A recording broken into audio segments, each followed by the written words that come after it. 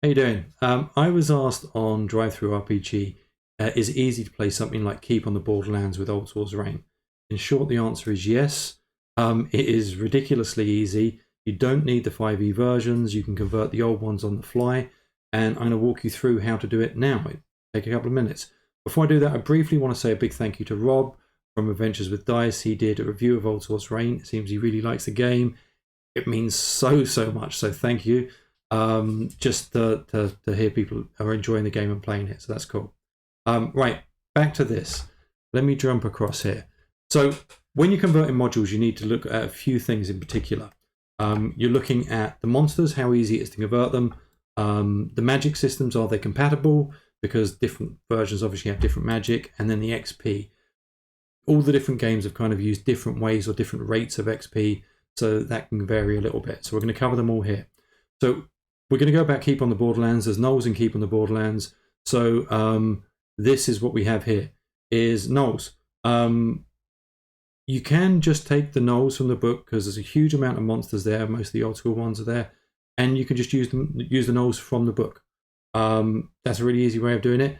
To be honest, it's easy, but it's not easy enough for me. I want an easier way of doing it. So generally, I just convert on the fly using the stats. So this is how you do it. This is a little section from Keeping the Borderlands. There's 4 Gnolls there. I go through, basically, when I'm running one of these modules with highlighters, a couple of different colours. I use one to highlight the monsters, one to highlight things of interest, so I don't have to read paragraphs as I go. With this, 4 Gnolls, AC 5, it's descending AC, so to convert that, you just take 20 and subtract that from it. So that would be a 15 AC.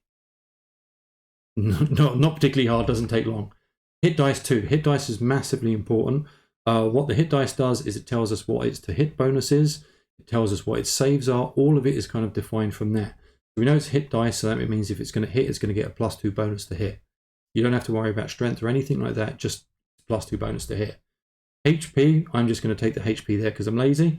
And it says damage there, 2 to 8, which is 2d4. You can use that. Not an issue. It's not going to break the game. You can see where the difference here is. AC 14, this would be an AC 15. It's a 5% difference. A 5% difference is not going to make a big difference. And the way to think about it is there's no such thing, or there shouldn't be such thing as a standard monster. A human is zeros across the board, generally in most systems. But you're going to get some that are stronger or weaker than others. As long as you are consistent for that battle, and you can just do that by taking a note as you go, then that's all that matters. So, saves. Immediately people tend to ask, what about strength, dex, con, where do you get that from? Generally, I don't. You don't need it for nearly 99% of the monsters as you run them. If it ends up you need them, I would tend to, with something like a Gnoll, I would take a baseline as 0 as a human. Is it stronger than a human? Yeah, it's a good bit. I'll give it a +2. It just seems natural, and +2 is what matters. That's the way I would do it. Saves are really easy. In Olde Swords, you have either a physical save for a monster or a mental save, or potentially both. And that means you just apply that bonus to the type of stat it is. So I would give these physical saves, and the proficiency bonus for a monster for less than 4 hit, or 4 hit die or less, is +2. So if they had to make a strength save, I would give it +2 for the proficiency and +2 for the strength I'd give it. But again, that doesn't crop up a huge amount. And you can do that on the fly as long as you're consistent for the encounter. I would not go through and write stats in. I would just run it using this and the knowledge that you can create a stat as you go, and it's going to be reasonable every time. The other bit I've highlighted there is on duty. We'll shoot at intruders, and others will run and ask for help. So you just take a glance at that. You immediately know how you're going to run that monster. That's a really simple one. That's a Gnoll. I wouldn't be going to the book because I don't want to flick. I would just do this.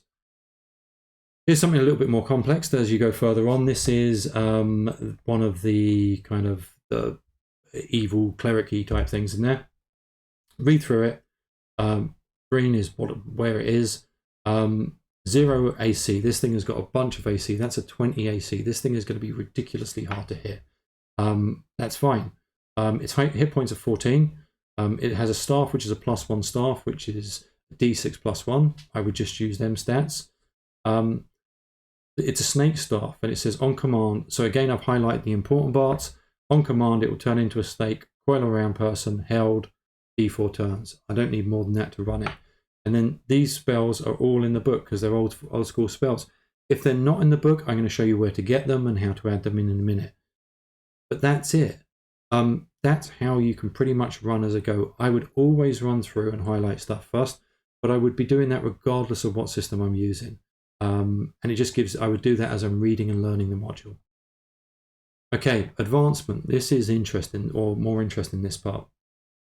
All of the old, depending on what you're running, the rates of getting gold and the amount of gold they would have in them when you're using gold for XP is different in every module. So this is the one thing that you need to have a little bit of thought about, but you only need to think about it at the start when you're running the module. It's 300 XP to go from 0 to 1, and that's 300 XP per person. If you've got a party of 5, that's 1500 XP, 1500 gold. If you're dishing out the gold in the module and it seems, and you're doing gold for XP and it seems like you're going up too fast, cut down on the gold. It's not hard. It's like a tap and you're in control of how much goes through it. You can get XP for monsters. Again, it's based on the hit dice, so it's fairly easy to remember. But again, it's up to yourself what system you use. I've used a bunch of different XP systems from different games, plug them into Olde Swords and it doesn't break. This game is really robust. You can use what you want. I ran an open table game using Keep on the Borderlands as kind of a base and lots of the basic fantasy modules. And it was open table, different people every week, which was really cool. And I used 1 XP per session. And I said that I thought about the rate of progression. And I went, in order to level up, you need twice your next level in XP.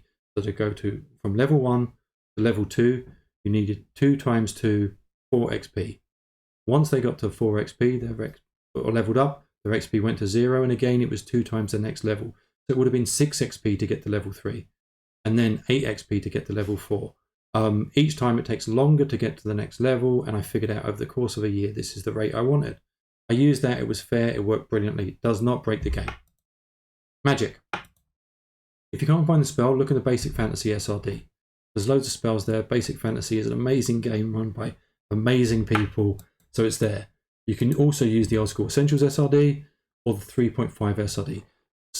And I'll show you where you can get all of them, and I'll put links below.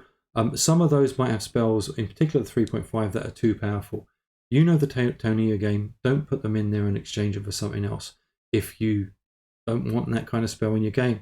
Things like with 5e, be careful, because the stuff there that makes things that I think are important in this game no longer important. Things like Goodberry, you never have to look for food. You never have to worry about being hungry. You can always pop up. That kind of stuff, I don't like that in my game, so I would never use that in.